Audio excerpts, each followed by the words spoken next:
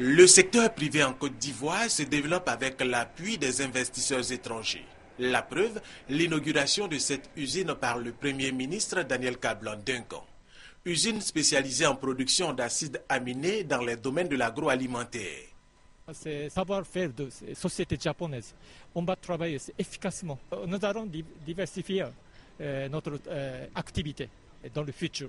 Pour le Premier ministre, cela s'inscrit dans la politique du gouvernement de faire du secteur privé le moteur du développement de l'économie ivoirienne. Vous savez, nos amis japonais travaillent de manière méthodique. Et vous allez voir que Ajinomoto va ouvrir la voie à deux investissements donc importants qui vont se faire sur la Côte d'Ivoire. Nous souhaitons donc voir ces exemples-là se démultiplier de manière à ce que vraiment les emplois que nous cherchons pour nos jeunes, disons que puissent se développer. Toujours selon Daniel Kablan-Duncan, le secteur privé, tout en contribuant au développement du pays, lutte contre le chômage des jeunes. Il apparaît en fait qu'actuellement, ils utilisent 120 personnes et que leur intention, c'est de monter à plus de 250 personnes. La personne est essentiellement ivoirien. Disons que au niveau même de la direction, disons que vous avez beaucoup d'Ivoiriens qui y sont.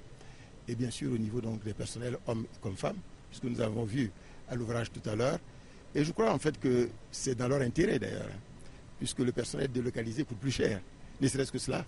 Et ils ont intérêt à utiliser donc le personnel local. Et je crois que l'entreprise a bien compris, c'est ce qu'elle est en train donc de faire. Rappelons que cette usine a été construite en 10 mois. Coût 1,7 milliard de francs CFA. Elle fait partie du groupe Ajinomoto, leader mondial des acides aminés dans l'agroalimentaire. Et à partir de la Côte d'Ivoire, elle va desservir 11 pays de l'Afrique de l'Ouest.